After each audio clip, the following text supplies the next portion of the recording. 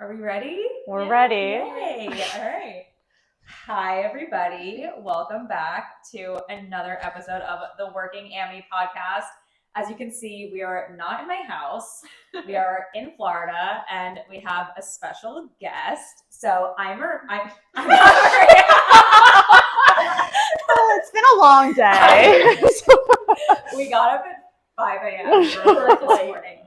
I'm Nora. I'm Maria. And I'm Molly. And today we're gonna do a fun little Price is Right style episode. Yeah. And then for our discussion, we're gonna talk about our riding journeys, how we kind of ended up here, The emotional, the financial. yeah, all that fun stuff.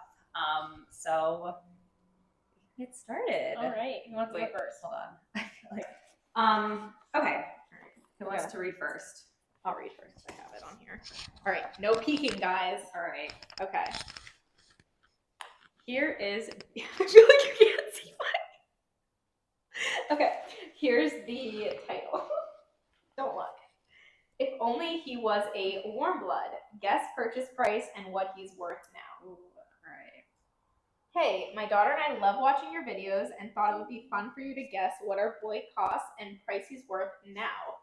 Purchased him off the track with 31 starts. Great racing bloodlines, but didn't help his racing career. No injuries. Purchased at 6 years old in 2022. 16 hands, very good brain, easygoing, only track knowledge. What did we pay for him? So they purchased him at 6? They purchased him at 6 in 2022. Off the track. Yeah, he had 31 starts. I don't know if Price is Right if you can ask questions, but all right. Well, we always ask questions. All right, you can't look. All right. Okay, so Nora, write down what you think. I feel like mine's going to be so incorrect. I also feel like mine's, I don't know. All right. Okay. Okay, ready? All right. All right. 1, 2, 3.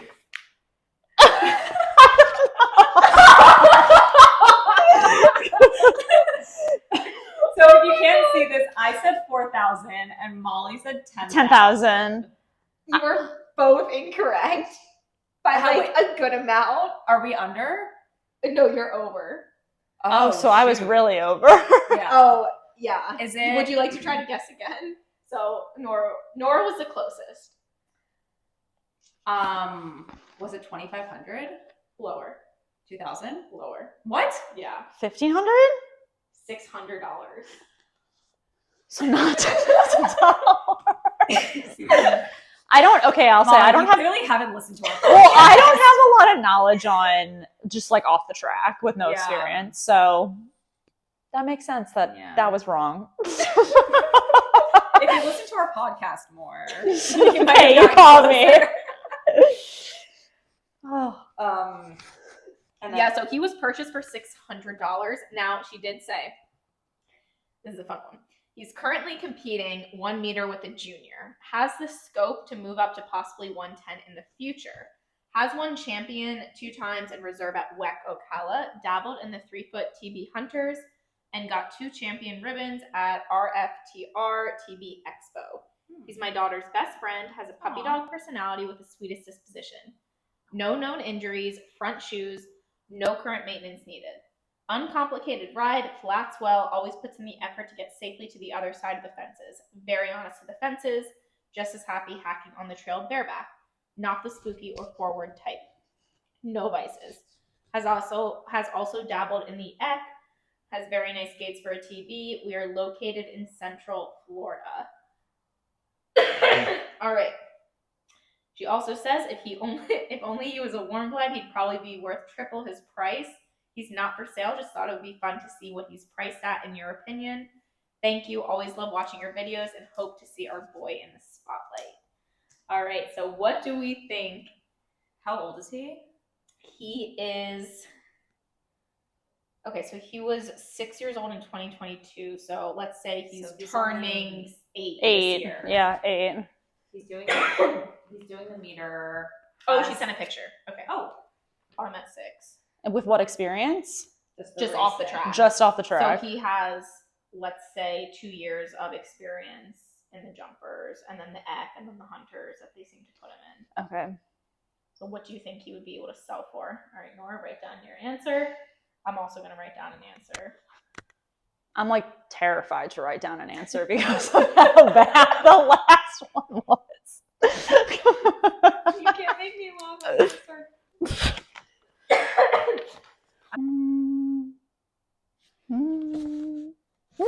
Oh, wait. All right, ready? 1, 2, 3.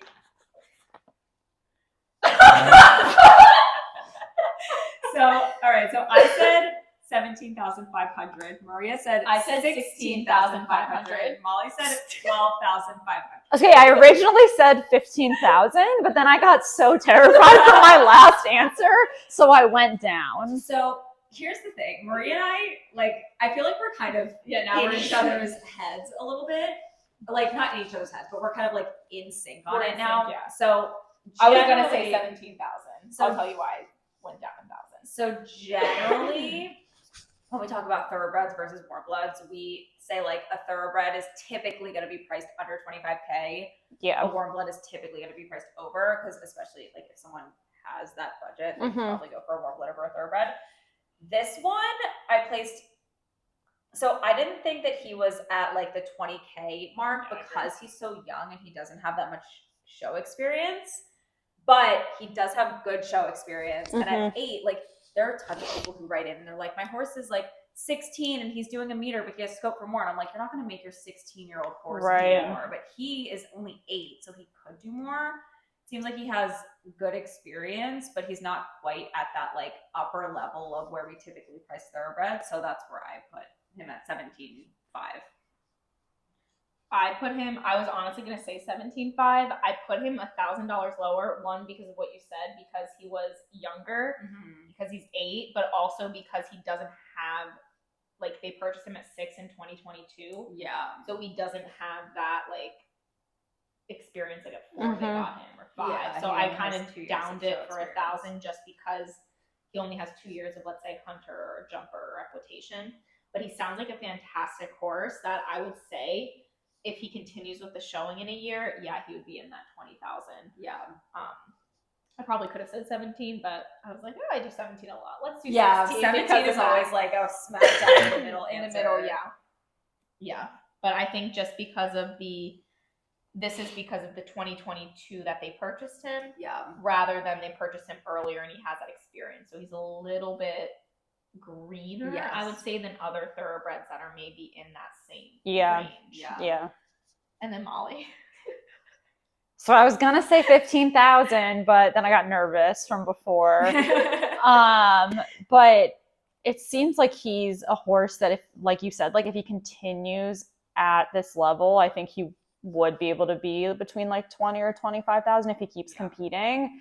Because he seems like he's getting the hang of things and that he's like going around well and he has good show experience. But I guess also I was thinking because just of the thoroughbred, they're typically priced lower in like off the track thoroughbred. And then because of how low you got him for the 600, that's why I kind of aimed lower. But it sounds like he's actually a horse that could really come around and like really like continue to win and continue to do well. He's really cute. He's really He cute. looks like he has a ton. He seems like he has a ton. He of has a potential. really, I think like if you moved him to like I mean, you said that this was a meter. Like, I think if you compete him in the meter 10, I think for he could do sure. the Like, meter he 10. looks like he has a Yeah. scope for it. I mean, he's jumping that. He might just need the miles. That's it. Exactly. Exactly. Yeah, for sure. And he's very cute. And he's a bay. Everyone loves their bays. And he's a dark bay. I always said, like, He's I cute, love yeah. the dark bays. Yeah. Well, I like them from all the other bays. Maria is. I'm not discriminatory towards bays. I just prefer my colored horses. Yes. Okay. Okay. So I'll make sure that you guys can hear everything. I'm going to hold the mic. So this person says, "Hi, ladies. The subject line is advice needed. Fellow Ammy, equitation." Ooh. She says, "Hi, ladies. I'm looking for some advice as to whether or not my budget is reasonable. I feel that I have a healthy budget for my ISO, but lately it does not seem so after 2 not so great vettings that were priced close to or at the top of my budget. I'm looking for a horse to do the 3-foot adult equitation and adult medals with. I'm 6 feet tall, so looking for a horse 16.3 or taller. Wow. At this time in my life, I'm not really looking for a green horse that I would have to completely make up. I am looking for something that already has show experience at the requested job. While it does not have to have finals experience, I'm looking for a horse that would be competitive at a year-end finals, as I do try to go to at least one each year. I work regularly with my trainer weekly for both lessons and training rides, and she lives all of 5 farms down the same road. So she is like very close. But the horse does not need to be sane enough. Oh, sorry. The horse does need to be sane enough to live at my home farm. I have an extremely good working relationship with my veterinarian, and the horse would have access to any necessary maintenance, acupuncture, chiro, etc. I don't mind a horse that is stepping down from the 3'6" job, but still want a horse 13 years or younger. My current budget is blank. I know the horse market is a little insane right now, but I'm struggling to believe that it's not enough. Looking for honest advice. Thank you. Okay, so she's looking for like a solid 3-foot adult equitation metal horse that she could step into the ring with, essentially. I already know what this person's problem is, or like I'm gonna say it. I know what this person's problem is her age range. That's what I was gonna say. If she moved it to 16, yeah, I think she'd be. She would have a better. The 13 is what got me. Yeah. Because normally, if you want like a horse, especially that's stepping down, maybe stepping down at 13. No, it wouldn't be. So yeah, stepping down. I agree with you. That's what I was thinking. The age range. Okay, yeah. Let's see what do you guys think her budget is? I took notes. I'm just gonna write. We're guessing what her budget is. What her budget is, yeah. Okay, ready? Oh, I don't know. 3. Wait. Two, I'm gonna no, go. you can't change it. No, you can't change it. You can't change it. You can't change it. Okay. All right. 3, 2, 1. Oh my god, that is not. You guys are both way under. Way under. Way under. I was also going to go for 60. That's still way under. And she can't find anything. Was it 100? It was a little bit more than that. 115. 125. 125. Wow. Wait, her budget's 125,000, and she's she looking can't for. Find anything? And she can't find That's anything. really shocking to me. Wow. But I feel like could that be like a networking issue? That's not even an age issue. But I also have heard recently, anecdotally. Wait, I feel like you told me this. That What? that you knew someone. I feel like one of you guys told me that you knew someone whose budget was like. Oh, I did. That was 100. Yeah, it was 100. And but she got all these horses with vetting issues. And that's what is happening to this person too. She said that she had 2 not so great vettings that were priced close to or at the top of her budget. And we were talking about how people can overprice horses. Yes. And that you can see that because we also saw a dressage horse that she said that she had like 4 or 5 different vettings in the price range that were all negative. So she had to that one was budget. Weird though because she was looking at like 3-year-old, like and that had a lot of vetting issues. But for 125, that's not even I thought it was a 13-year problem. That's not a 13-year problem. You should be able to find something for a step down, especially. I agree. I think that it's a network issue, or I think she's just having bad luck with the horses that she's trying like that. I it think might so be. Too. Yeah, because that's definitely reasonable. And like, where is she finding? Like, is she finding these horses on Facebook, or are they like? Is her trainer finding them? Yeah. Or, it could be like a networking thing, issue with just I don't know. Yeah, that's some reason no not way. being able to find the right. Because like when she was saying reasonable budget, I was like, okay, maybe she thinks it's reasonable, but it's not. But like that is reasonable. 125. I think she should be able to for find a step down for budget. 3-foot medals, and she's not even competing like consistently. She said like one show a year. No, so she wants to go to one final.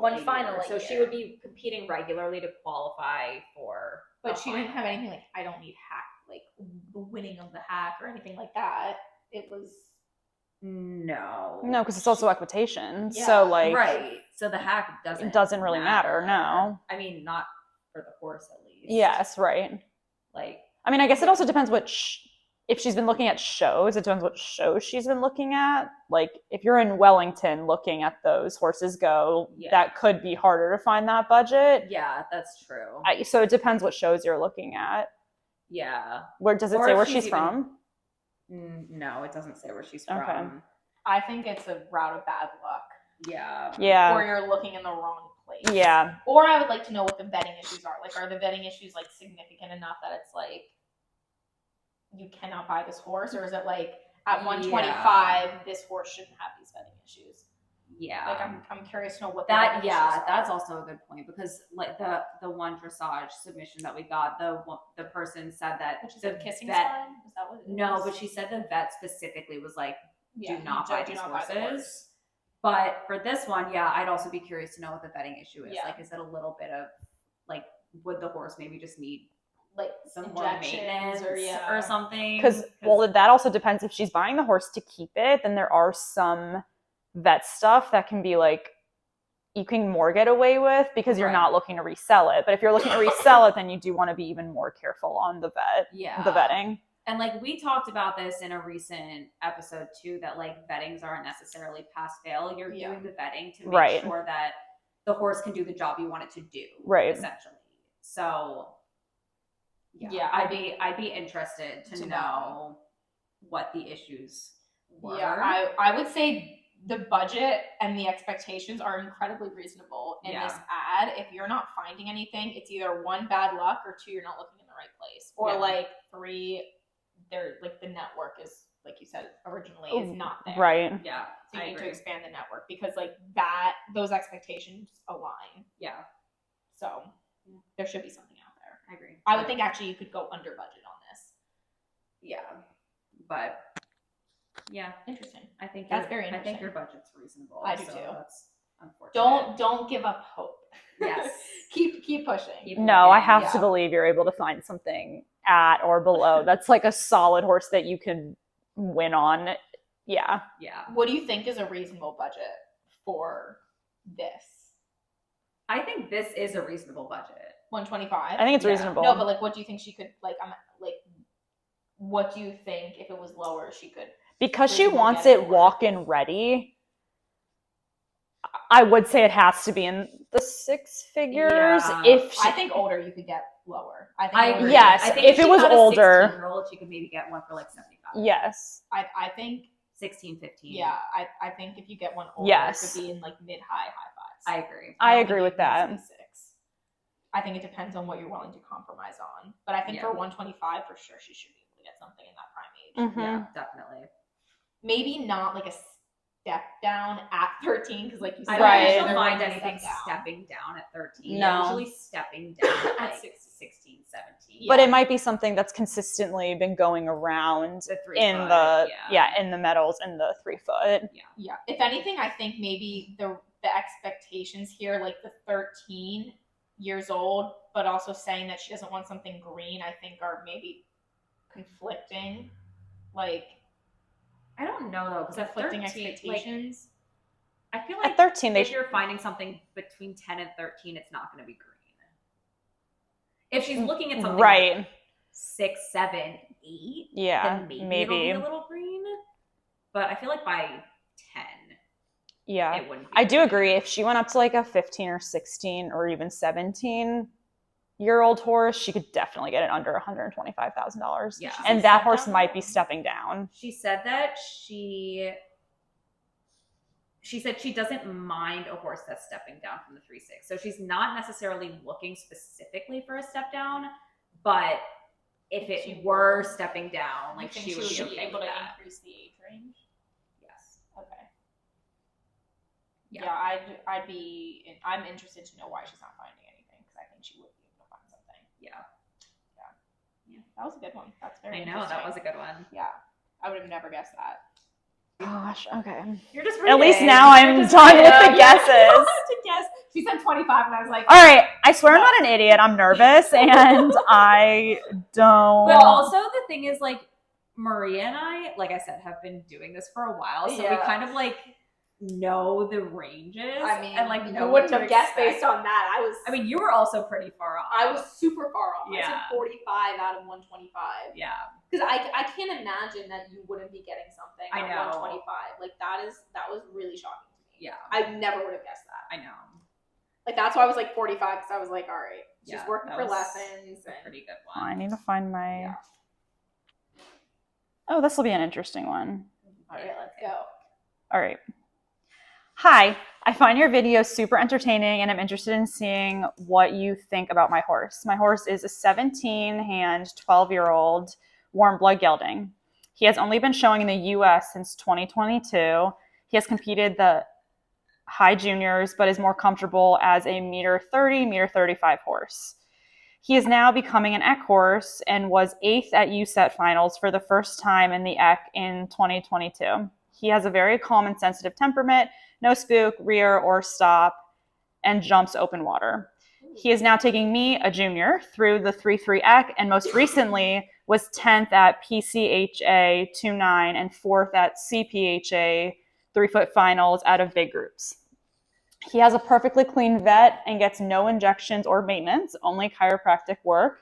He wasn't started until 7, but has caught on quickly and has a great brain and loves to work. Minimal show prep.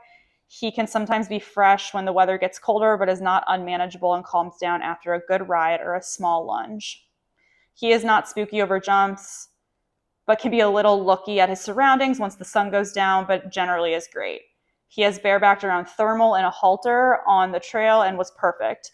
He is good in the trailer and with dogs, horses, and people.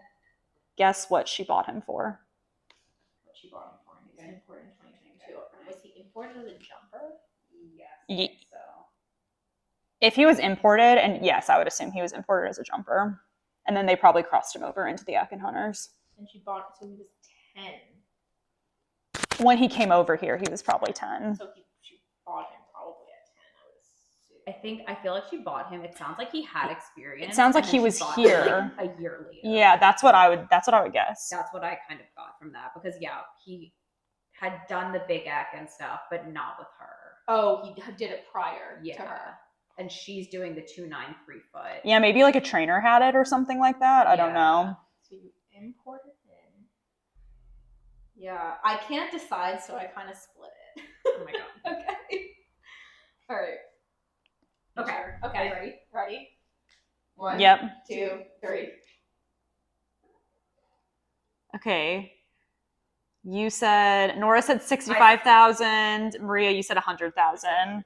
Maria got it exactly correct. I was right? Yeah. Wow. It was 100,000. It was 100,000. Uh-huh. I went halfway between because I couldn't decide if I was going to do, and every time I go halfway between, I get it. So last time. So the reason I put it low is because, I mean, now that I'm thinking about it, I'm like, yeah, it was a little too low. But the reason I put it low is because he's only been in the U.S. Based on the information we have, he's only been in the U.S. for 2 years. He doesn't have that U.S., like, that much of that U.S. show experience, even though being 8th at USET finals is kind of a big deal. But yeah, I mean, that's kind of why I placed it lower than I probably should have. I placed him at 100 because I couldn't decide if I was going to do high 5s or low 6s. So I was like, I'm going to go in the middle. But the reason that I placed him a little bit higher was because I was looking at it solely from a profit perspective. If you imported him, you held him, you competed him, what would you have bought him for? What would you have imported? And then adding all those show fees and budget, like what you would have had to sell him for in order to get a profit. And I was trying to do in my head what you would buy. He was probably doing the 130s, 135s, maybe over there, maybe a little bit higher. What you would have bought that kind of horse for, then imports adding 15,000. Then if you held him for a year before you sold him, what that showing costs and stuff would have been. So I was like, depending on that, it could either be like 125 or like 90 or 80. So I was like, I'm just gonna go in the middle and say 100. Yeah. So that was kind of my thought process towards this, because I try to do it from a profit perspective. Because ultimately, when you're trying to import and then resell, you're trying to go for a profit. Right. Yeah. I don't think about any of that stuff. We're doing this again?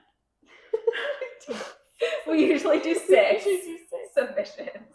I'm so bad at it. Well, it's okay. You got 3 Well, more now times. you have to. Well, 2 more times. Yeah. 2 more times. Okay. All right. Do you want to hold the mic? This one's gonna be fun. This is someone that we actually know. F&M friends. That was for Maria and I went to Franklin and Marshall College. Yes. Where are they now? Hi, Nora and Maria. I'm not sure if you remember me, but this person used to help tack up for F&M lessons. I do remember you. Back at the stable. I was a freshman/sophomore in high school, and that was 12 years ago. #feeling gold. Oh, feeling old. I thought you meant like golden, like, and I was like, you're not that old. This is too tight. This is why I can't get up at 5 a.m. for a flight. Okay, feeling old. I love listening to your podcast during my work day since I spend a lot of time in the car. It truly makes my day go by faster. Aww. Sorry, this is a bit of a long email, but I think it's fun to hear you guys on the podcast when you have a ton of info. Sorry, I'm like dying today. Since it's been so long, I thought I'd do a fun Where Are They Now? This past fall, I finally bought my first horse after riding for 15 years, and he was a bit of a fun story to go with. I'd love for you to guess what I paid for him and what he's worth currently. P.S. Horse prices and life prices are seriously insane. Sorry, Mom and Dad, for all the middle school persuasive essays on why I should have a horse. The PowerPoints. Yeah. We've all done the PowerPoints. We've all done it. I'm so happy that you got your horse, though. That's awesome. Mm-hmm. That's awesome.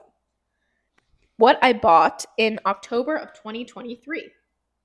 A 5-year-old 16.2 gray TB, the jockey club name/papers, but never raced or trained gelding. Basic walk, trot, canter, and steering, green, but kind and willing.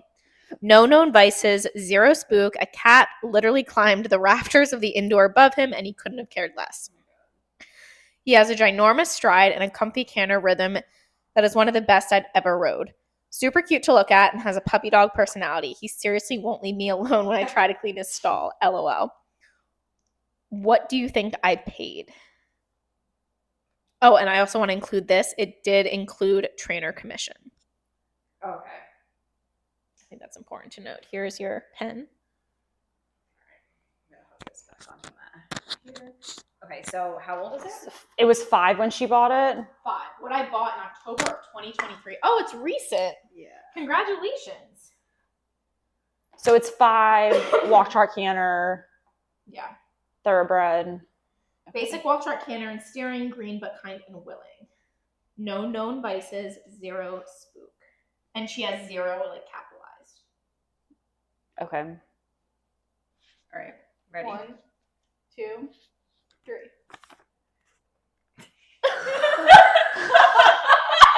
The other one was 600 and had racing experience. I mean, we don't. Okay, I said 2K. Molly said $850. I'm gonna die. How close were we? Not close. Either of us? No. It How was much? higher. Really? With trainer commission, yeah, it was higher. Oh, I forgot about the trainer commission. How much higher? A good amount higher. 5,000? Not like crazy amount, but like a good amount. 5,000? Higher.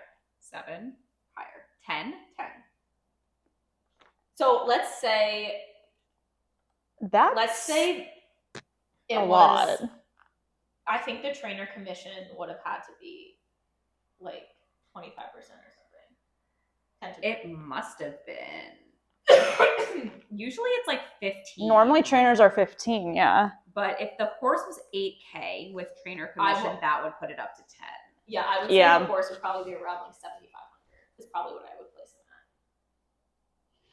at. Wait, if it was 7,500, then trainer commission would be more than 25%. Yeah, that's what I'm saying.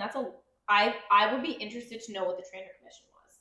I Let would us know also if be- you- yeah. I would also be interested. I want to know what the price breakdown of that was. If it was like like what part of it was trainer commission and what part of it was what you bought the horse for. Yeah. So this was in October of 2023. That seems a little high to me. But maybe I also feel like it's high just because the horse, I mean, it's so young. Yeah. It's not off the track, but like it's a little bit off the track. Like it's track trained. It didn't have any experience. It was so green. Yeah. And we've seen TBs with more experience that have sold for less. I would probably put it at 7,500. Yeah. Like in October of 2023, because prices were still a little bit high because September I think was so like let's say 7,500. So it'd been like 9,000 if you had a 20% trainer commission on 7,500. Yeah. It'd be 9,000. So I think either she paid more or the trainer commission or the trainer commission was higher. So yeah, we're interested to know. I probably would have placed him in that 7,500, 8,000 range. That's interesting. I want to know the breakdown. I'm curious. Okay, but what he's like now.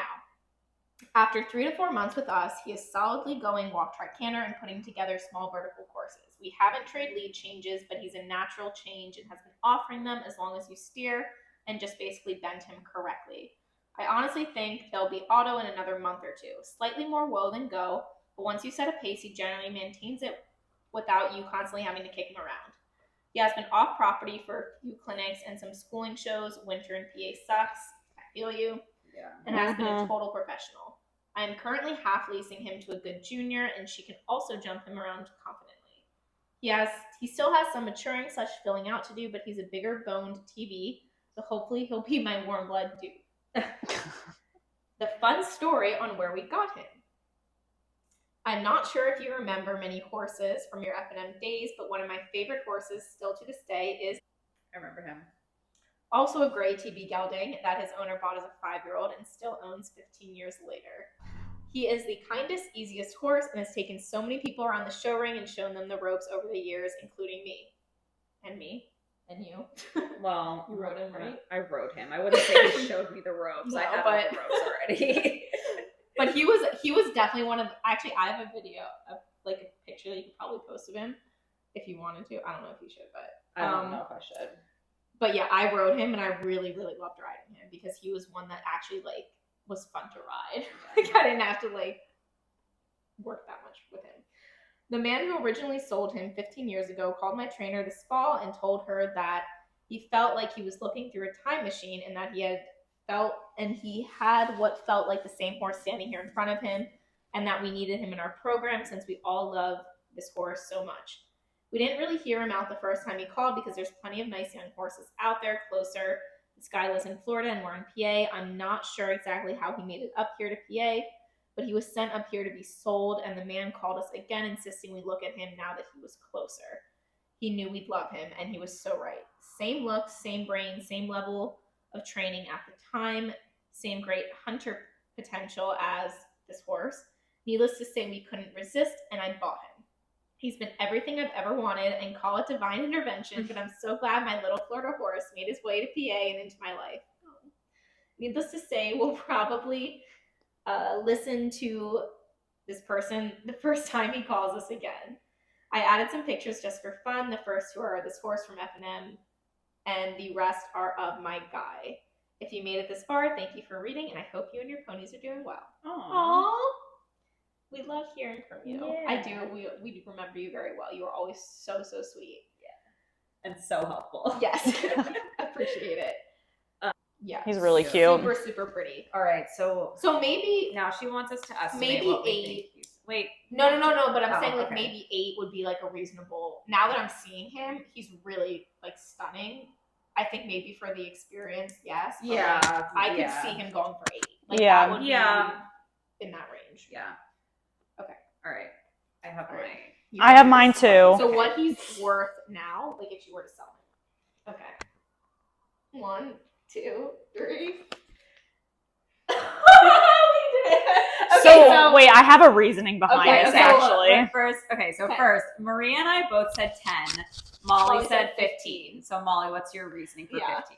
So because it's actually only been a few months, I think 15,000 would be overpricing it. But I was thinking of if she spent 10 to get it, then if she was trying to make a profit, you would probably want to price up. That's a good logical explanation. Now, I don't know if that's like what she would actually get, but maybe like pricing it at that and then maybe negotiating to like 12,500 or something like that. I don't know. But I did think this was high, and I was actually going to do 12,500. But then I was like, and then I saw him and he is really, really He's cute. really And he looks like he has like a lot of potential. Yeah, for sure. So I do think 15,000 would be high right now, Yeah. but I was just thinking if you were trying to make a profit out of it. I think your reasoning is completely correct. Yeah. And like financially wise, yes, you would, if you bought the horse, if you put in 10K to him, I think 12.5 would probably be where I would place him to make a profit. Exactly, yeah. So yeah, I said 10 just because I don't think he would be worth that much more than when she bought him. Yeah. Because she's only had him for a few months. She hasn't done that. It's not like he's jumping 2 foot right. or 3 foot courses at this point. So if we're strictly speaking in terms of what we think he's worth, I don't think he's worth necessarily more than what she paid for him. I would agree. At this point. I would agree. I also said 10. My reasoning for 10 was because I think she slightly overpaid for him when she got him. Mm-hmm. And I've been seeing thoroughbreds, even though he's stunning, if they're only, like, I've seen thoroughbreds walk, trot, canter over small courses going for 10. Yes. And she got him just basic walk, trot, canter, and steering. Yeah. So I think she maybe overpaid just slightly for him. And now that he's walk, trot, canter and going over smaller courses, now I think he would be 10 without commission. Then maybe with commission, he would be like 12.5 or something like that. Yeah. Whatever your commission rate is.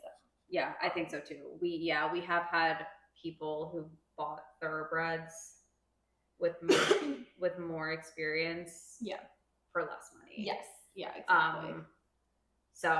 And it doesn't even seem like he's been over a jump for 10K. Yeah. So I think that in itself is maybe, but I mean, again, it included trainer commission. We're not sure what the trainer commission was, but we're not sure what his actual purchase price was without the commission. But I think just basic walk, trot, canter, and steering, you would be looking at maybe mid 4s. I think 10 is a little high. Yeah. In my personal opinion. I agree. But now he would be worth 10. But we also don't know. Yeah, we don't know what the trainer commission was. Yeah. I feel like the trainer commission was high. But I don't know. Yeah, we're not sure. But yeah, we would go for 10K, and then depending on trainer commission, you can add that too. Yes.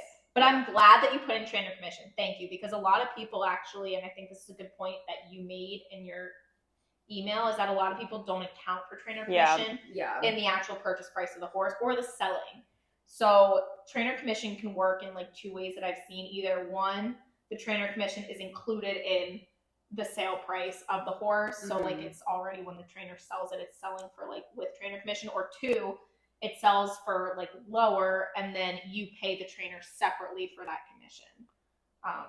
So like there's 2 ways to go about it. Make sure that before you even go into the horse buying or selling process, you go over the commission with your trainer, because that's very important, and that's an extra expense. And depending how much it is, it can be a significant like extra expense, because it's that you don't think about necessarily. Like 15 to 25%. Yeah.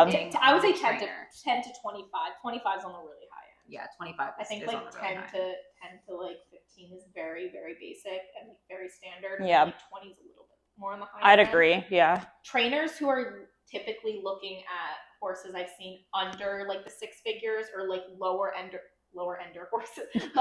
horses typically charge higher commission rates for those horses. And then if they're higher, like upwards of the 6 figures or high 5s, probably 6 figures I would say is where they kind of break it off. Yeah. Then they lower the commission once you hit that like 6-figure range. So the higher the price of the horse, the lower the commission typically. It's kind of how I would summarize it. Yeah. Sorry, I'm looking for my water. I'm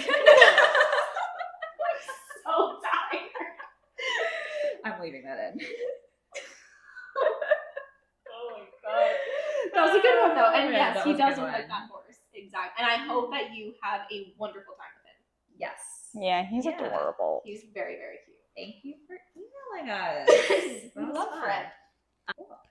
This is not my day today. Me neither. I sound like I know nothing about horses. This is a horrible first No, impression. but you're getting better. That last Yeah. one was like That was pretty your thinking was correct. All right, so I'm really gonna throw Molly for a loop. Oh boy.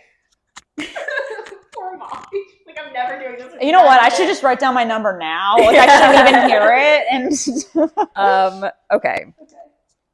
So this is a guess the sale price. This is so first. So this person says, "Hi, I'm a 15-year-old junior from Canada. I recently found your account and I'm already obsessed with your videos. I would love if you could guess the price of my horse. We definitely got him for a steal. Okay. 16.3, 2016 Bay Hanoverian gelding. So he's 8. We recently imported him from Germany and has only been in Canada for around a month now. He was originally bred out of a jumping sire and a dressage dam to become a dressage horse, but after taking him to jump for the first time, they found out he enjoyed it more and was incredible at it. He was showing in the meter 20s with when my trainer first went to try him, and the meter 30s when we purchased him. Keep in mind that he's only been jumping for a couple years and started off in a dressage program as a 3/4-year-old. That's actually great. yeah. He's very athletic and has an incredible amount of scope and 100% has potential for a meter 30 plus. He has amazing flat work, and after a bit more work, he could definitely be turned into an eck horse. He has a very loving personality and is super honest, but is not afraid to pull you to the jumps. Definitely not a horse for a beginner, as he needs a soft hand and a confident rider.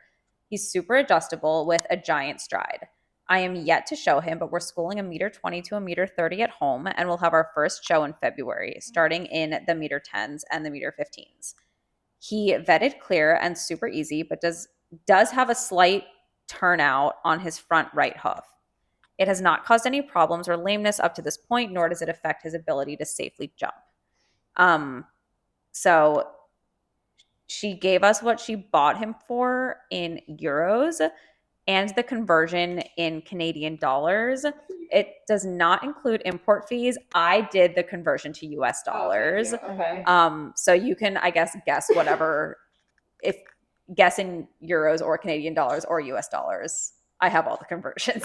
I don't care. Well, I might change my answer based on how off I am because I might be closer with one of the others. It does not. Okay, so it does not include. Don't import. put the currency. No. Just put a number. She got him for a steal, That's what she said. but he was doing meter 20, meter 30. Yes. Yeah, that's kind of what's throwing me off. But I just said. Okay. Wait, give me it. Wait, you had. Now we're like really stressing her out. I know. Are you guys ready? Yeah, I guess. All right. Okay. 1, 2, 3. Okay. Okay. You guys were both close. What currency is yours in? Mine doesn't matter. What was the right one? It's the closest Mine was an one. American. I was also gonna put American. Okay, so Maria's closer in US dollars. You're closer in Canadian dollars. I'm Canadian, so mine was Canadian. I just switched it. I was US. yeah. I did US.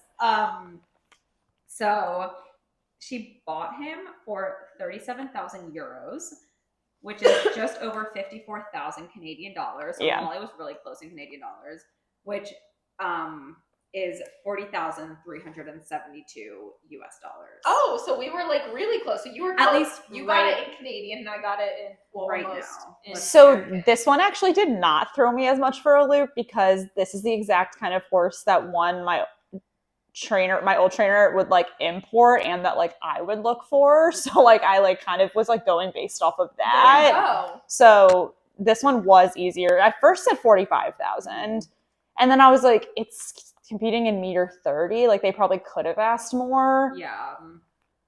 So then I went to 55,000, but I don't think 55,000 would have been crazy if it had a good show record. I Yeah, agree. I was also originally I was gonna say 60. Yeah, that's and what I was then thinking She too. said that you got a steal for him. and it didn't include import. So I was like, okay, I'm gonna go low on this one and say 45,000. I think 40K. So the conversion to US dollars was about 40K.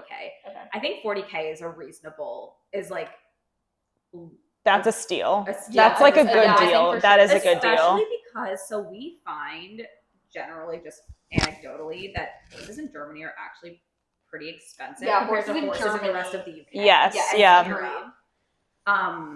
But I think 40K for this horse, like you're not gonna find a horse like this for 40K in the US. Well, and the second it steps on US soil and she gets it in the ring it's too. Like 6 figures. If she gets it around like this meter 10, meter 15, like it's high five. It's gonna be, yeah, exactly. Yeah. That's a really good deal. Yeah, so I think so she too. For sure got a steal. I feel like for now we should just do international for Molly. Like she's like, you're on point for international submissions. Well, yeah, because that's what my experience has always been. Like I was like, I can't afford, I know my budget probably will never be what I can afford in the US. So I've always talked about importing like a 6 to 8 year old. And that's what at my old barn we did a lot. Yeah. And so like I kind of got more comfortable with what that looks like versus what it looks like over here. Like I can guess what like super expensive horses cost, but the thoroughbreds I do struggle with because I don't know a lot about it.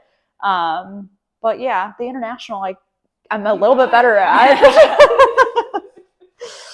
Yeah, you're on point. Hi, my name is my TikTok.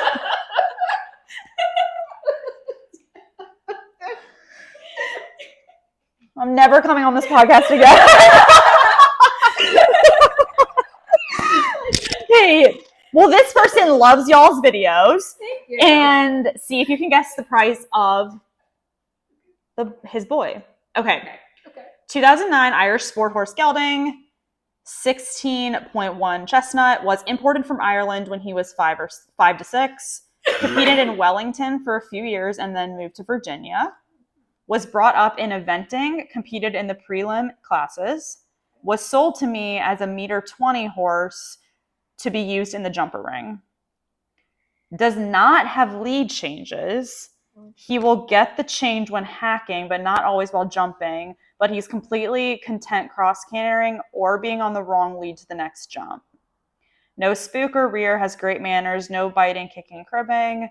Gets shoes on all feet, injections and chiropractor as needed 1 to 2 times a year. Has been showing in the meter 10 jumpers and doing great. I attached some photos.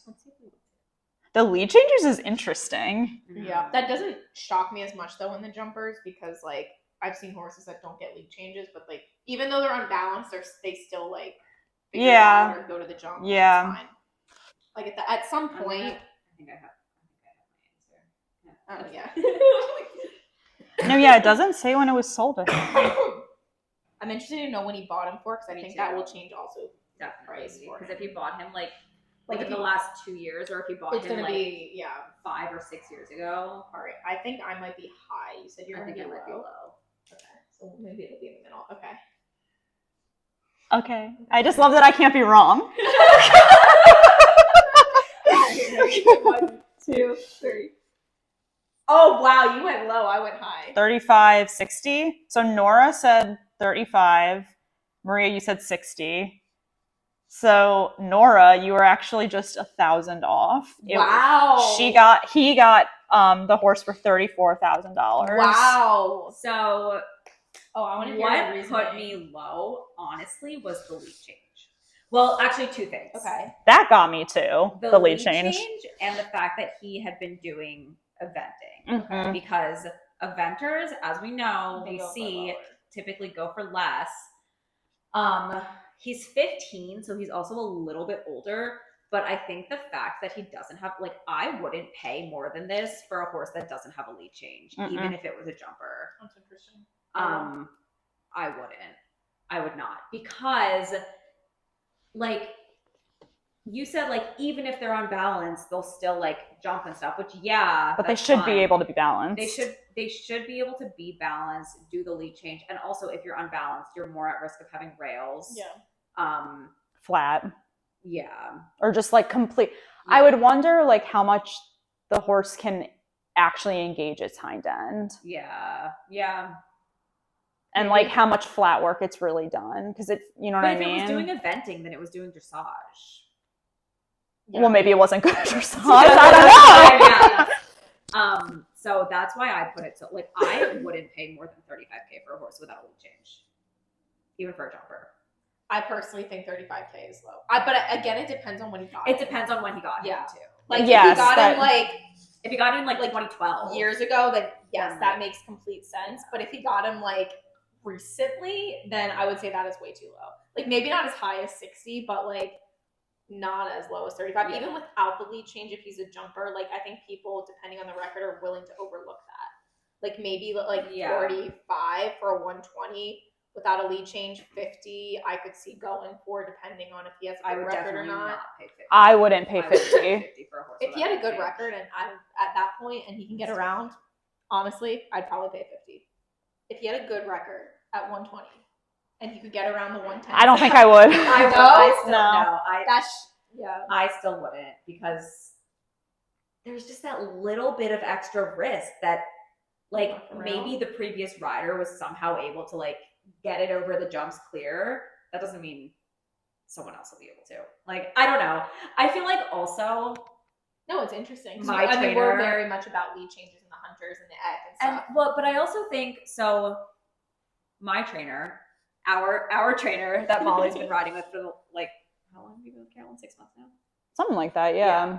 She's also very focused on like not just getting over the jump clear, but balance, where the horse's hind end is, that kind of thing. So I think that's why in my mind I'm like, I wouldn't pay for a horse that couldn't do that. So then question though, because I had my old trainer she was never concerned if a horse had a lead change, because she knew that with the flat work that she would do in her training ride, she could probably get it. I would want to know of one, how hard, like, is this like this horse will not give a lead change? Have they really tried? Didn't he say that he would do it on the flat? Let me see. I think it depends why too. Like, is it like he will change when hacking. So I'm wondering if this horse, like, if with the right program, maybe he could start getting the changes. I don't know. It would be interesting to like know, like, so why doesn't he have it? Like, what's going on? Like, what happens? Right. Or like, is it something that you dressage background and seeing if he was getting the lead changes in dressage and like jumpers, or like, is it something where you have to like actually make the effort to that's what I'm saying, for the right? Change, instead of just like going from a jump and he's like not auto changing, so you're right. still going. Right, because there's going to be a difference in that, because especially if you do have a trainer that really does value the flat work, which is incredible. So like then I think the lead change wouldn't be as much of a concern, because then I think it might just be something you'd have to pay attention to, but it would become maybe easier. Yeah, I think it depends on what the reasoning is. I wouldn't put it that low. Like, that is my personal thing, but I think it also depends on what the lead change is. That's what I'm saying. In the jumpers, it's not like a huge thing as it is for the hunters or egg. But yeah, it could be health, it could be behavioral. Yeah. I mean, I'm a jumper, but still, like, I am too. I'm a jumper, but I guess I just would want to know the story behind it. Yeah. That's what I would want to know. Yeah, for me, like, if I'm gonna pay that much money to show a horse not having a lead change, since it does put them off balance and other things can happen, like, it's just too much of a risk for me. Like, I don't want to have rails. I feel like it's just too much of a risk of rails if it doesn't have a lead change, which might sound ridiculous to some people, but like, I don't know. A horse jumps better off of the correct lead. Yeah, I mean, it's definitely more balanced. It'd be, like Molly said, it would be interesting to know if you put it in a flat work program where maybe bounces or pairs or cavaletti to see if that balance or that strength in the hind end kind of comes with it, or maybe it needs health or maintenance. Yeah. Corrections. Or maybe to it get just that. needs someone to ask more firmly while it's Yeah, jumping. maybe. Yeah. Like literally, like, you need to set it up after every jump. It's not just going to give you the flying lead change. Yeah, it's just not auto. Yeah. All right. Well, you got through it. You made it through. So now that we did that was fun. Yeah. I liked our I like the prices prices format. right too. It's fun. So now that we did that, so I put out a little questionnaire on Instagram, and we got some answers about what people kind of want to hear from us for our discussion topic. So someone asked kind of about our journeys with horses and how we kind of got to where we are now. Maria and I, our horse journeys like intersected a lot because we kind of grew up together. Yeah. Molly is a relatively new friend. Yes. So she has a little bit of a different story. Molly grew up, well, I won't give you a story. Yeah. Molly grew up in the Midwest. Maria and I grew up on the East Coast. Yeah. So a little bit of different, horse racing Experience. Yeah. That was what you were looking for. Well, Experience. So yeah, who wants to go first? I honestly think Molly should, because even though I just heard a little bit of your story, I think it will be very relatable to a lot of people. Okay. So start from the beginning. Start from the beginning. Yeah. Okay. So I started riding when I was 8, and it kind of started, my mom always really wanted to get me into it because she was an occupational therapist, and so she knew that kids with anxiety, that like riding horses can be really helpful, and I was a kid with anxiety, like very bad anxiety. So she kind of got me into it. I started off just doing like basic riding lessons, like nothing competitive. And then I switched to a more like competitive barn when I was like 12. And that's when I started leasing my first horse. And I did like the 2.6 hunters with that one. In 8th grade, I think I finally got my first horse. And the barn that I was at this was the first competitive barn I was at. And I will say my trainer was not the most supportive. I also would like to just say, now looking back, I think she was someone who I don't think cared to train and didn't necessarily know how to train very well. He was really, really cute. We bought him to do like the 3-foot hunters. He could do like 3.6. He really was, if you looked at him and if you saw him go, he really was an eck horse. And I really wanted to do the eck, and everyone told me to always do the eck. However, unfortunately, because of my situation and how I think I didn't get trained in the way that would have set me up for the most success. I did like a few equitation stuff, but nothing like the big stuff. Yeah. And also what ended up happening is he started to develop really bad habits, and it made it really unenjoyable to ride. I started going out to the barn a lot less. I was almost like, I don't even want to do this anymore. I really didn't like riding him. He would just like bolt every time I rode him. So then I almost like stopped riding. And then with that same trainer, we actually did like a complete blind trade, and we bought a jumper off of a video. First, I'd never ridden in jumpers, and I was like, hopefully this works out. She saved my riding like career. She was like such a sweetheart. And she took me to the high children's. Yeah, I guess that would have been the high children's at the time. And then I actually ended up taking her to college with me my first year. I went to Miami of Ohio. I wasn't on the team, but I did bring her. And after the first year, I realized just like with time and school being like my main commitment, I just wasn't riding enough. So financially, it did not make sense. At this point, I didn't want to go back to where I was. So then I was in the process of switching barns. I met this trainer through my old trainer. So my old trainer had started with like an assistant trainer But this assistant trainer kind of went off and did her own thing, and I went with her. So essentially in college, I would either go home to St. Louis from Miami of Ohio and ride, or I would meet my trainer at the time at horse shows. So I would meet her at shows, and I would just show whatever she had. I did some hunters, I did some jumpers, and then I decided I wanted to go to grad school. And so I actually got into grad school, but I graduated college in 3 years instead of 4 years.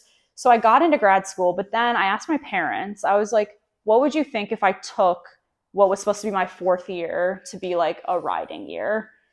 And they very graciously said yes. So I sat down with my trainer at the time, and we were looking for horses to lease for the year. I told her my goals and what I wanted to do. My goal was to get to meter 20 by the end of the year. She said, with the right horse, that can probably happen. With my budget, which to be honest, I don't remember exactly what the budget was, but it wasn't like a high budget. It was very difficult to find a horse. I tried a lot of horses and nothing was working out. So finally, my trainer actually had her and a client had a horse that they had imported. It was a hunter, like Hunter Eck. It was a 3-ring horse, but I would say he did best in Hunter Eck. So I ended up showing him, which I got a steal on him. Like I could have never afforded him if I didn't know my trainer. I showed him down here in Wellington. We won the Ariat. It was the best feeling ever. He was really good. But I still like wanted a jumper. Like he was not a traditional like kind of jumper. After I won in Wellington, someone noticed him in that class and then wanted him. So then I didn't have a horse for a little bit. This was probably in like February this was like right before COVID. Literally, I remember being at WEF and reading like coronavirus, like it's going to shut down. And I was like, no, it's not. Oh my gosh, really? Left early. Yeah. Because of COVID. Yeah. And so then long story short, my trainer, she also had a jumper that was at another barn, but like brought it in for me. And it ended up going great. The horse was really quirky, which we can talk about another time if I'm ever on the podcast. But we ended up getting to the meter 20 and it was great. And it was such an awesome year. And yeah.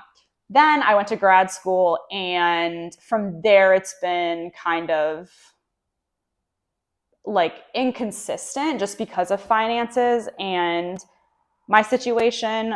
So I did go to grad school in Philadelphia, which is what brought me to Philly, the East Coast.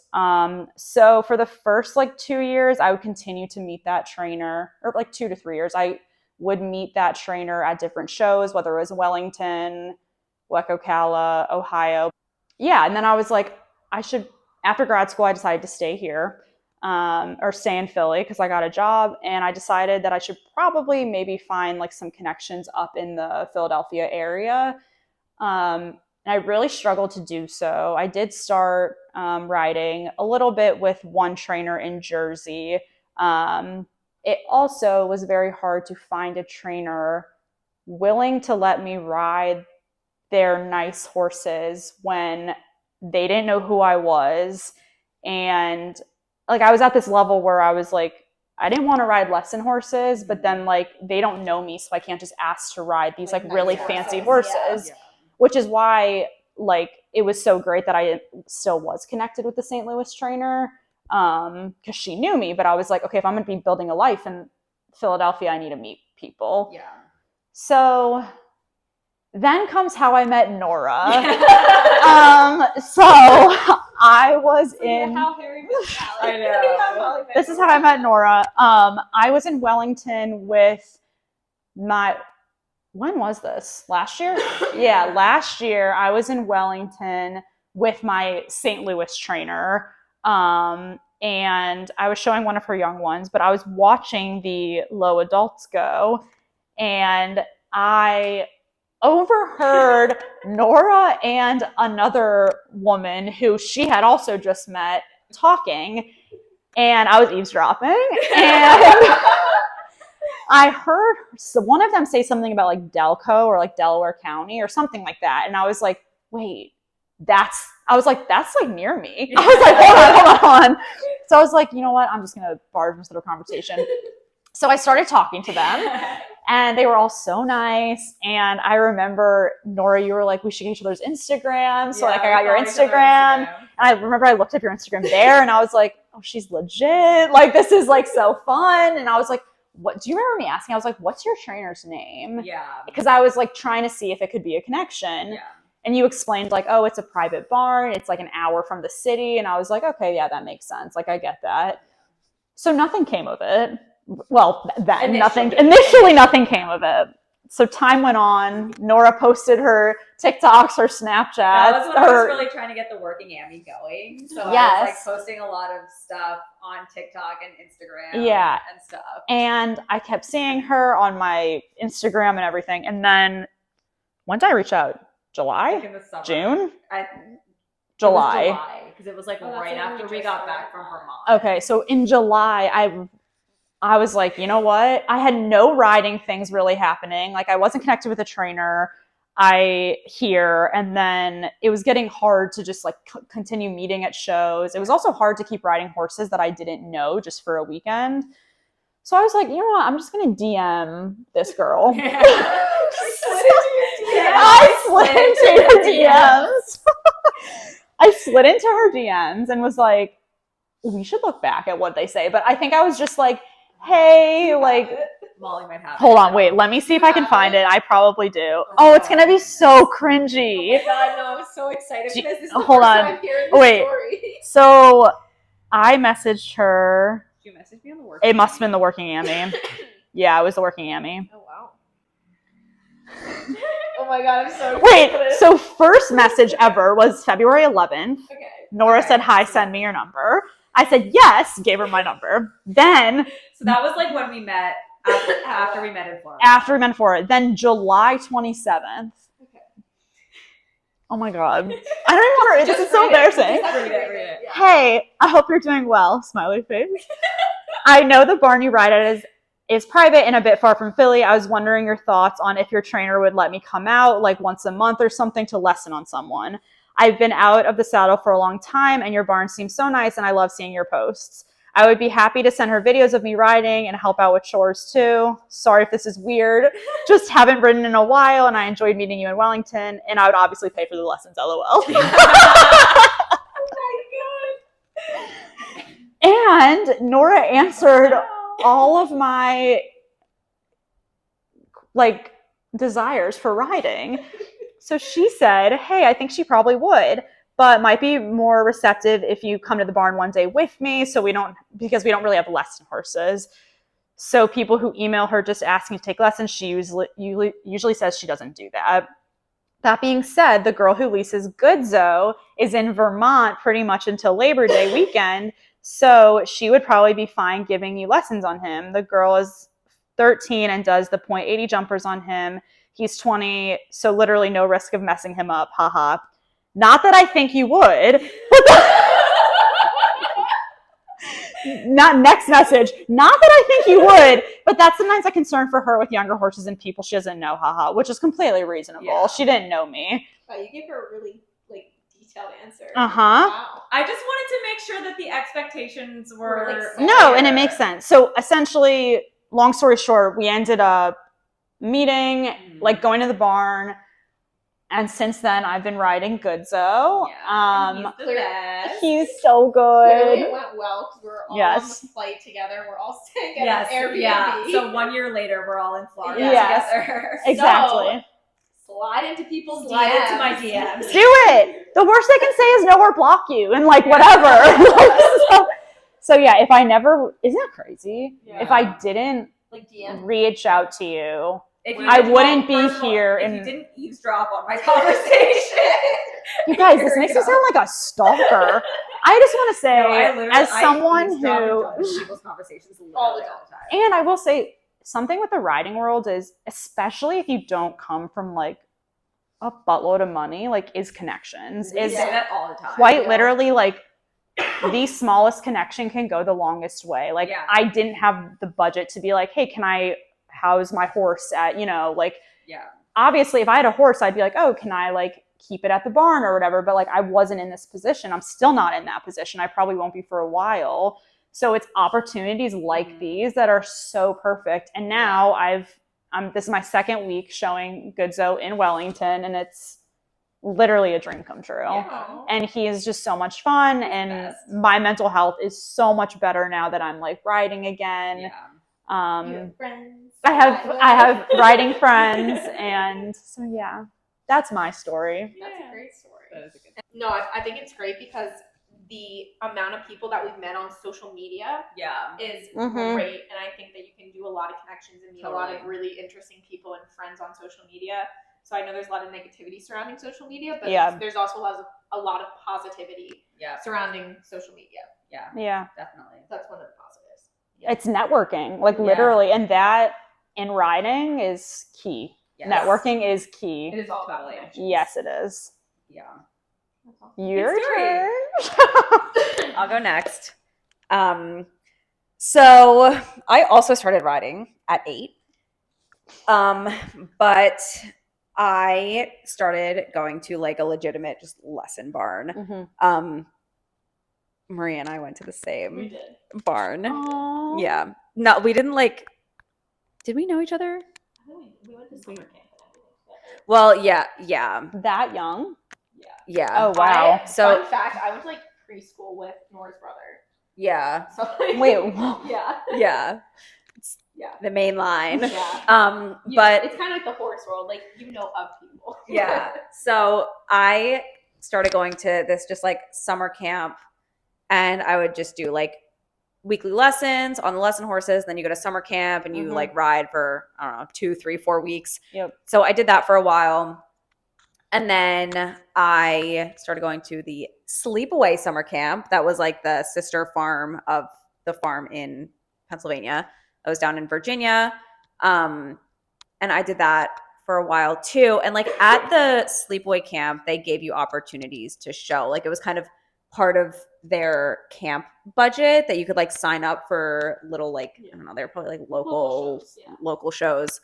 And that's kind of where I discovered my love for showing. Okay, so But- we were at a lesson. You were at a lesson. So we were at a lesson barn, and like it was a good place to start riding. But I wanted to get more competitive, and this barn just didn't really like have those opportunities. Because again, it was mostly lesson horses. That was kind of like their bread and butter. That was like what they did. So then I moved. Oh, and Maria and I became friends at this barn and like at summer camp and stuff. Okay. Well, but that's kind of like Yeah. part of the story. Yeah. It'll It's come gonna all back. come full It'll circle. come back later in the I'll- story. So then I moved to another barn that had actually. So someone that I was friends with at this first barn moved to another barn, and she was like, "This barn's great. I really like it." And I was like, "Okay, cool." Like I was kind of ready to progress a little bit more than you could in like a lesson program. So I moved to that barn. I again had the opportunity to like lease some horses, but I ended up having a fall that gave me a concussion. So I kind of just skipped through a lot of stuff there. So I leased one horse. He was great. He was a little bit older. I did some schooling shows and stuff with him. Still wasn't really as competitive as like I kind of wanted to be. And then I ended up leasing a second horse, and I had a fall. I ended up with a concussion, which, you know, it happens, but my parents were kind of like, didn't feel that it was like the right situation for me. And at that point I was like 15. It's like, what do I know as a 15-year-old, right? I like, you know, at that age, you kind of think you know things, but then you look back and you're like, my parents were Right. had the intuition. So then I found my current trainer on Google. Like I literally Googled her. But what caught my eye about my current trainer is that on her website, her barn manager was someone who had worked at the first barn that I rode at. Okay. So that's kind of what made me be like, like I know her. I want to like try this barn out. So I was like 15, turning 16 at the time. I was a sophomore in high school. I lessoned at this barn. I really liked it. At the time, she had like more horses and stuff. It was a little bit of a bigger operation. So there were more opportunities for me to like ride other horses and stuff. And then I eventually ended up leasing a little thoroughbred mare, believe it or not. She was really cute. Her name was Shine. We did the 2-6 pre-children's hunters, and that was really the first time that I like got to be like, I got to go to like horse shows and do kind of what I had been wanting to do for the last few years.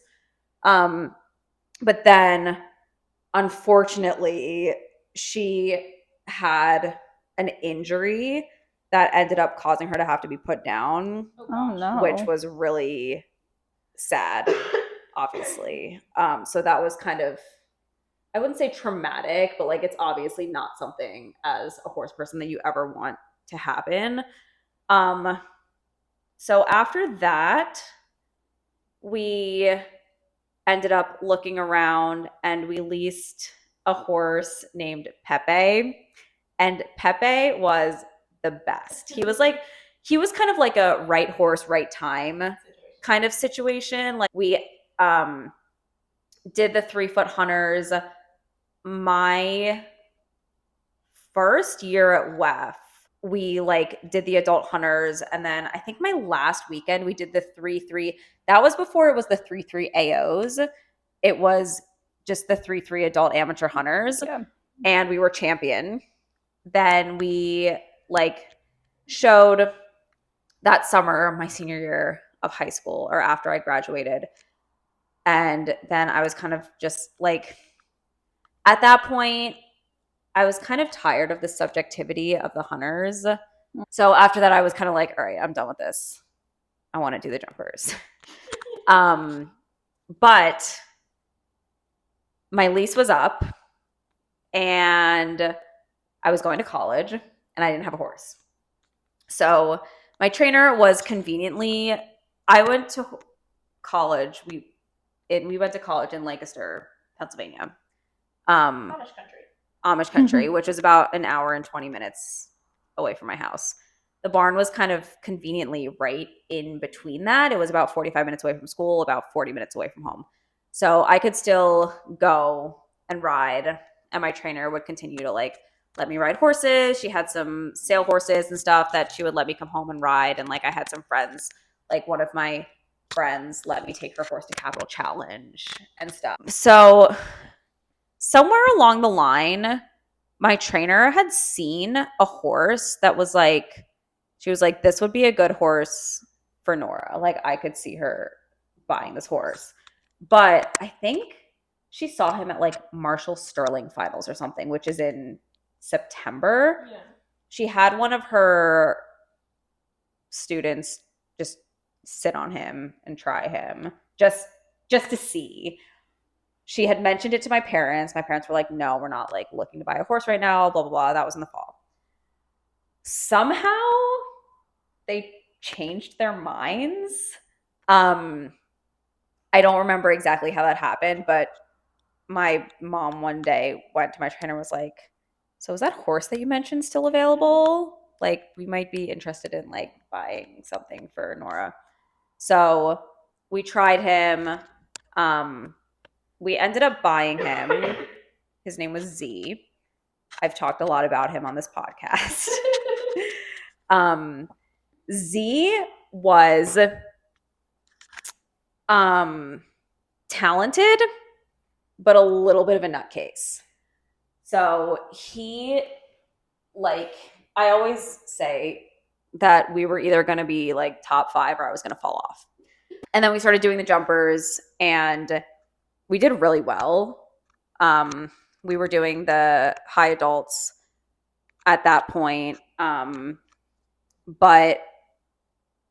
he was not necessarily unpredictable. Like, he was pretty predictable in when he would be a jerk. But I would get so nervous, like sitting at the in gate. I actually couldn't even sit calmly at the in gate with him. Like, I would have to walk him around. I would have to like trot him into the get led into the ring. So it was so nerve wracking. Like, I would get so nervous. Despite that, like, even with all that stuff, like, I did so much with him. I qualified for Devon like 3 times. I qualified for Washington twice. I qualified for Pennsylvania National twice.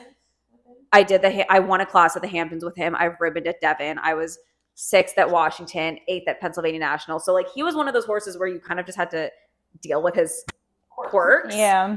And you could do well, which I did. But it was also one of those things where I was like, I wish I didn't have to deal with this, you know, because it just gets tiring emotionally, mentally. Sophomore year, Maria came to F&M because Maria's a year younger than me. And because we were like friends from pony camp. So that's how we kind of like rekindled our friendship. And then throughout college, obviously, we were riding together on the team. I was riding my horse. And then I graduated. So I graduated. We had him throughout the summer and the fall. I did one more WEF with him. And then we ended up selling him because I had a big girl job. I was working in the city. I didn't have time to go ride.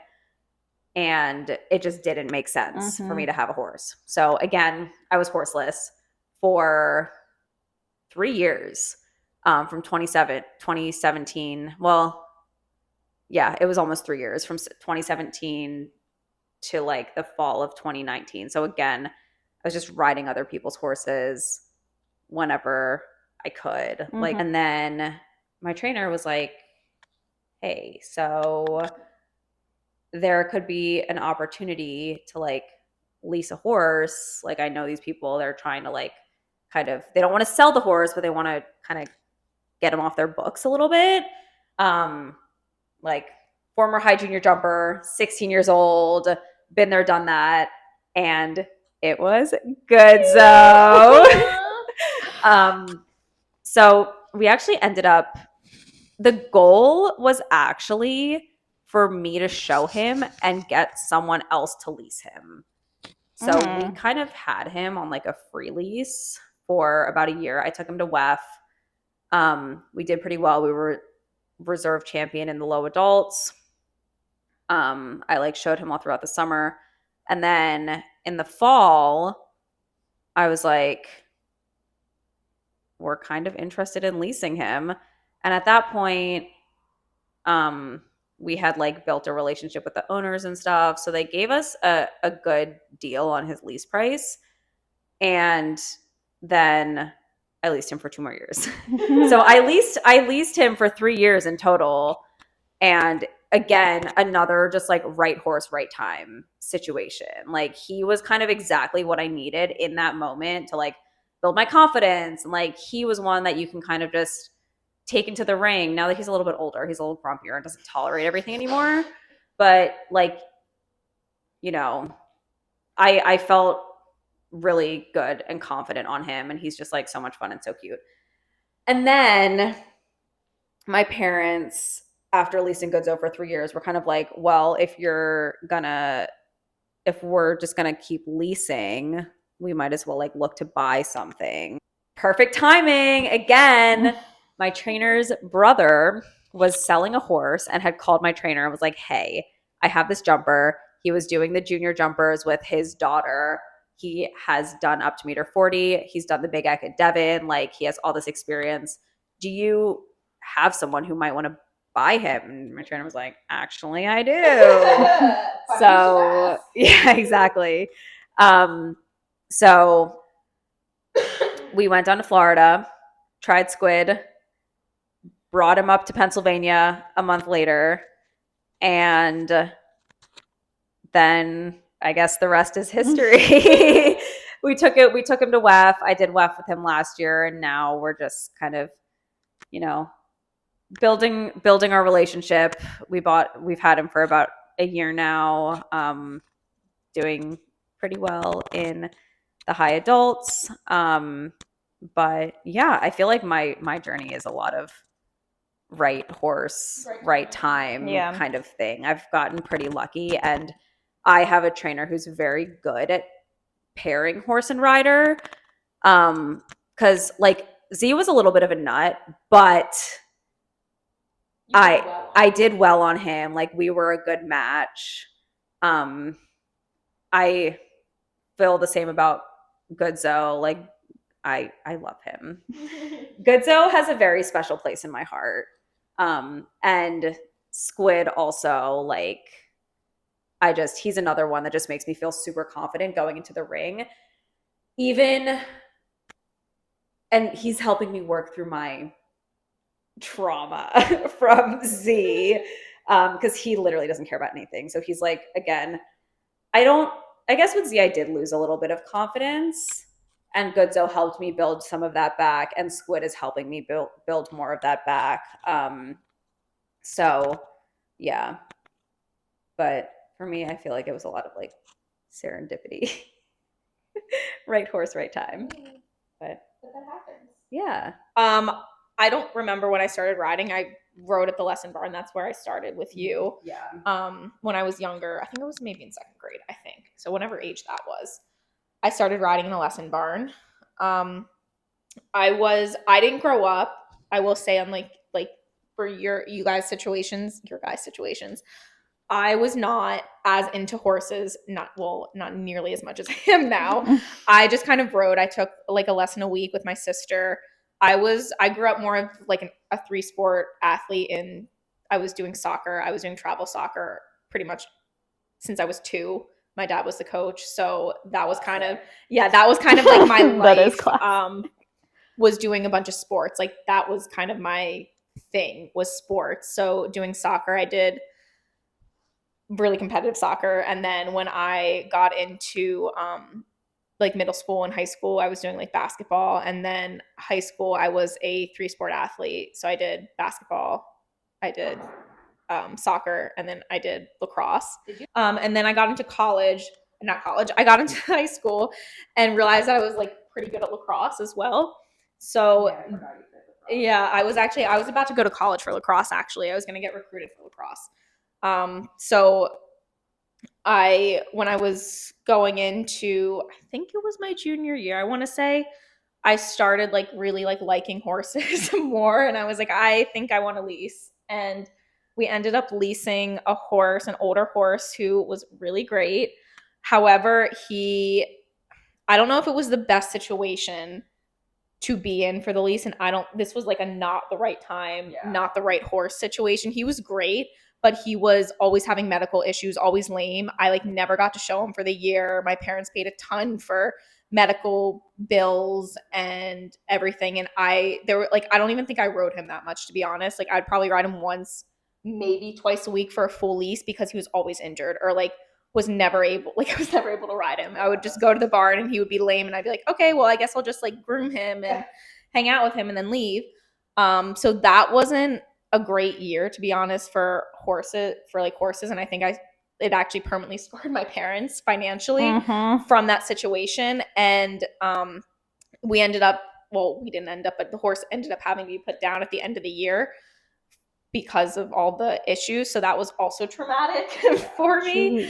So I really focused on lacrosse for the last, my senior year, to the point where I was going to get recruited. And I did like all the camps and stuff like that.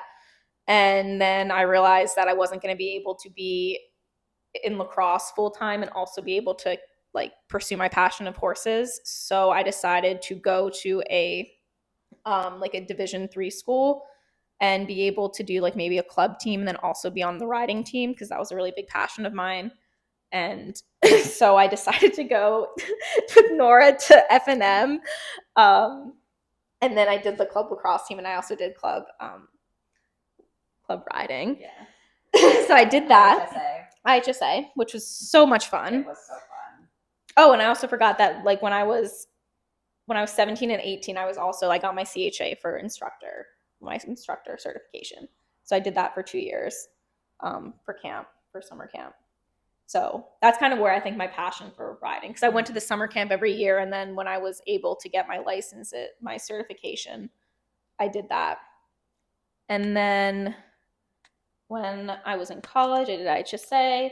When I graduated college, I got the big girl job in finance, and then I moved to Miami. And the first year in Miami, I was doing long distance with my, well, now fiance, but then boyfriend at the time. And it was like a really big struggle because I am not the kind of person, if you know me through like TikTok and stuff like that, you're like, oh, she's super outgoing. I'm not. Like if you see me in person, like I'm very introverted. Okay, so this was like actually this was really hard on me because so I moved to a new city, and Miami's very overwhelming for someone who's been in Miami or been in Philly, kind of in the main line area, and then you move to Miami, and I literally had no one, like literally zero, because I was doing long distance, and like it was very hard, to be honest. Like I was getting really depressed. Like I went through a really hard time, and I wasn't riding. I took about a year off when I was in Miami, and then it got to a point where I was just like I hit like a low point, and I was like, you know what, my personal life is going to shreds. Like I need to get back to my roots. And I started looking for barns in the area because I thought that would kind of like help me out of the rut I was in. And I found this barn that kind of like honestly like saved my life and like literally changed forever my path, because I probably wouldn't be here if I didn't find that barn. So I found the barn, and it was like a great fit, and it became like my literally second home and my second family down in Florida. And I started riding there, and the trainer was fantastic. The people were fantastic, and I just felt like super welcomed. And I started riding more. I was able to compete on their horses that were great. And I got a lot of opportunities at that barn. And then my boyfriend came down, and everything kind of just fit together. And let's see. I was getting a lot of opportunities, which was fantastic. I was being able to ride a lot more. Then COVID hit. And then I went through another really tough time personally. And when I get in tough times personally, I always go to the horses. So I was like, you know what? I'm going to get a horse, because clearly last time I was in a rut, going back into horses worked, and I found a barn. So this time, why not buy a horse? So I told my trainer that I was going to get a horse, and I think it was on a Friday, and I was like, I want to buy a horse. And he's like, great, I'll send you some horses. And I said, no, I want this one. Oh my gosh. So I bought Finn, and he like seriously changed my life, because I went from riding like 2 or 3 times a week to being at the barn like 6 days a week with my job, which was very stressful and very hard, but I made it work even during COVID when we were working at home. Because I work in the market, so I had to be like market hours and stuff. So I'd ride really early in the morning, like I'm talking like 6 a.m. I'd be up at 4:30, or I would ride at like 7 p.m. depending on the time of day or the time of year. And then we worked a lot. That was really stressful to work through a 4-year-old. To be honest, I kind of underestimated the mental strength that it took, because he was great. Like I love Finn so much, but just to go through progress so slowly, I think was both good and bad. It was bad because I wasn't expecting it, but it was good because I learned so much. I read books, I listened to podcasts, I did YouTube videos, and I know a ton because of going through issues with Finn and challenges with Finn. And I just like deep dove. I call it the black hole. I went into a black hole about everything. Ask me about a bit and I can tell you, because I've gone through issues with that. Ask me about flat work, hooves, like anything that, like a lot of my knowledge comes from just me wanting to know more and having to go through all of those challenges with Finn. And if I didn't have to, I probably wouldn't know as much as I know now. So that was fine. And then we were finally getting somewhere because I implemented myself. I got into a 6-day-a-week program that was so meticulous, because I am very type A for anyone who knows me, that we had Monday through Saturday every single day was some type of pole work, cavaletti work. We did gymnastics once a week, and we did a course or a small jumping thing. It was very like every single day, everyone knew it was happening. And once we got into the program, it was like a light bulb clicked off, and Finn and I just clicked, and Finn was doing incredibly well, and everything was going great. And then he got this effing injury. Gee. Plot twist. He got this freaking injury. He got white line. For anyone who doesn't know what white line is, because I know a lot of people up north doesn't know what white line is.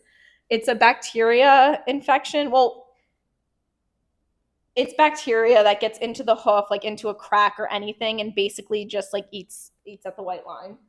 And I don't even know if I want to call it a disease, but basically the crack traveled up his hoof very quickly, and it was a very aggressive form of white line disease. And we would resect the hoof, and then when you resect the hoof to kind of get rid of the infection, you have to wait for the hoof to grow back. And they had to take the hoof wall. Yeah, like the whole hoof Off wall of his basically had to come off. And then it had to grow. And then it had to grow back. But the problem, Like watching paint dry. yeah, exactly. The problem with it was he was super unbalanced because his like hoof wall was completely gone, and his bone had rotated. So we had to go through like extensive like measures to get that corrected. He was on stall rest. We had casts on his feet. I had an equine podiatrist.